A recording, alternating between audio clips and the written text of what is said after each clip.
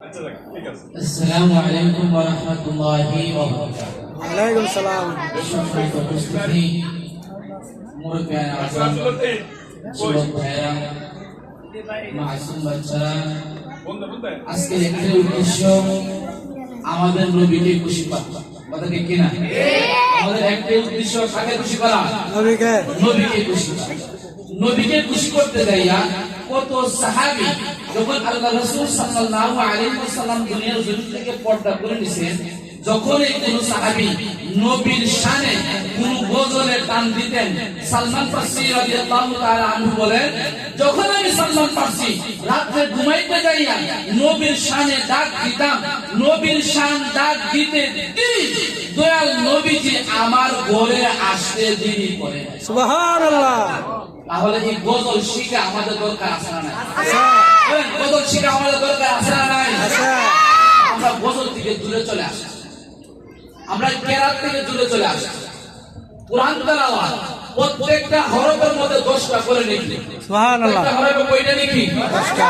আমরা বলেন প্রত্যেকটা হরফে কয়টা লিখি? 10টা। এই যে আমরা বাংলা ইংলিশ কত মিডিয়ামে যে পড়াশোনা করি, একটা সওয়াব পাওয়া যাবে? একটা সওয়াব পাওয়া যাবে না।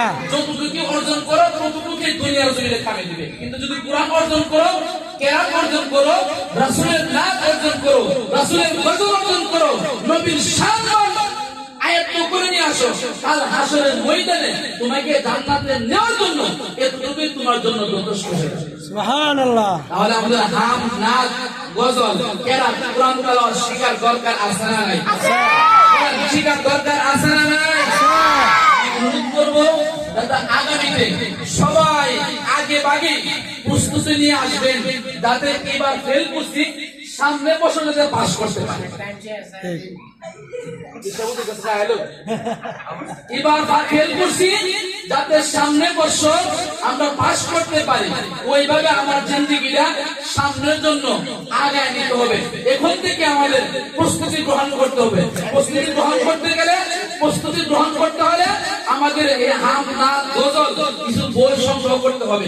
ইনশাআল্লাহ আজকে বইগুলো দেওয়া হবে, এখান থেকে যেন আগামীতে ভবিষ্যতে ভালো করতে পারো এই আশা ব্যক্ত রেখে আমি এখানে আজকের বক্তব্য শেষ করলাম। আসসালামু আলাইকুম ওয়া রাহমাতুল্লাহি ওয়া বারাকাতুহু।